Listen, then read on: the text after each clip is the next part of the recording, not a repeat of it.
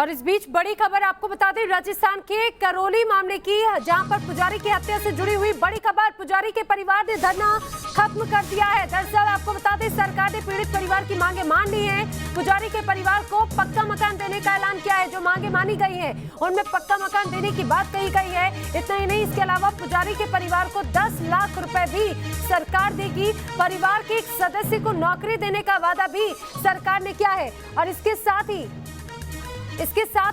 जो पीड़ित परिवार है, पुजारी के परिवार ने धरना प्रदर्शन खत्म कर दिया। अब सीधे रुख करेंगे करौली का। मेरे सहयोगी विद्यानाथ झा मौजूद हैं। विद्या, धरना प्रदर्शन खत्म हुआ, मांगे पूरी गई, कहा जाए अब अंतिम संस्कार के लिए परिवार तैयार है।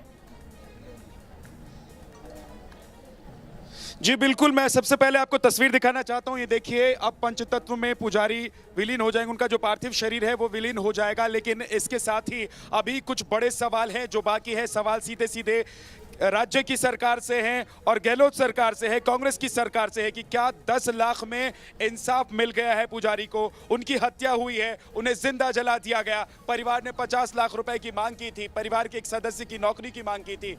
और साथ ही आपको बता दें कि लगातार प्रेशर बनाया जा रहा था। जब डीएम आए थे, एसपी आए थे, तो प्रेशर बनाया जा रहा था। बातचीत हुई, वो बातचीत विफल हो गई। उसके बाद एसडीएम को भेजा गया। और एक तरीके से हम ये कह सकते हैं कि क्योंकि परिवार को भी इंतजार था, अंतिम संस्कार के लिए आना था, तो परिवार कहीं ना कहीं समझौता कर गया। लेकिन क्या ये इंसाफ है? हमारे सहयोगी लाल सिंह पहुंचदार हैं। लाल सिंह, क्या 10 लाख का इंसाफ पुजारी के परिवार को मिला है?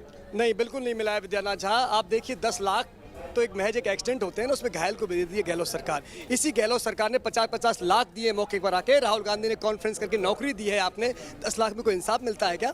पूरे गांव वाले बैठे रहे, 5-5 महिलाएं बेहोश होगी चली गई। लेकिन चूंकि ये धर्म निभाया है, ये धर्म निभाया है इस गांव के लोगों ने, क्योंकि उस पंचतत्व में विलीन होने के लिए ज्यादा इंतजार नहीं किया जा सकता जितना इंतजार करेंगे मोक्ष में दिक्कत। इसका अंदाजा सरकार को था, और सरकार, गहलोत सरकार को यह पता था कि ज्यादा वक्त तक परिवार इंतजार नहीं कर सकता है, समाज के लोग इंतजार नहीं कर सकते हैं। सभी समाज के लोग यहाँ पर आज पूरे दिन डटे रहे, बैठे रहे, धूप में बैठे रहे, और परिवार के कई लोग तो बेहोश हो गए। हमने सवाल उठाया था कि क्या डॉक्टर्स नहीं आ सकते थे यहाँ पर। हमने जब सवाल उठाया नैना, उसके बाद यहाँ पर डॉक्टर की एक टीम आई। लेकिन उससे पहले मैं बता दूं आपको कि हम जब सुबह यहां पर पहुंचे थे तो एक चीज हमारे जहन में, एक बात हमारे जहन में थी कि हम यहां से बिना एक मुकाम पर पहुंचा है, यानी कि ये जो पूरी लड़ाई थी, धरना यहां पर लोग दे रहे थे, उसको एक मुकाम तक ले जाकर ही छोड़ेंगे। और ये बड़ी बात रही कि आज शाम को जब हम यहां पर पहुंचे हैं, यानी कि जब अंतिम संस्कार किया जा रहा है, तो न्यूज नेशन की खबर का असर हुआ। सबसे पहला असर तो ये हुआ था कि डीएम और एसपी पहुंचे थे। हमने खबर दिखाई थी, ठीक 1 घंटे के बाद डीएम और एसपी पहुंचे थे उस स्थान पर जहां पर धरना दे रहे थे तमाम लोग। और उसके बाद देखिए, सरकार ने समझौता किया है परिवार के साथ। हालांकि सरकार ने परिवार को दबाकर समझौता किया।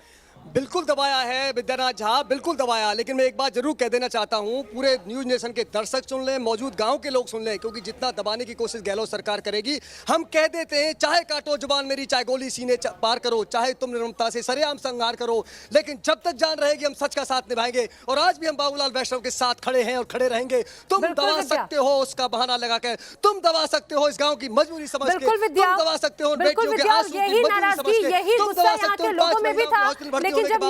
ने इस खबर को प्रमुखता से दिखाया। उस खबर को दिखाए जाने का ही प्रभाव है, खबर को दिखाए जाने का ही प्रभाव है कि सरकार ने परिवार से मुलाकात की और उनकी मांगे मानी गई हैं।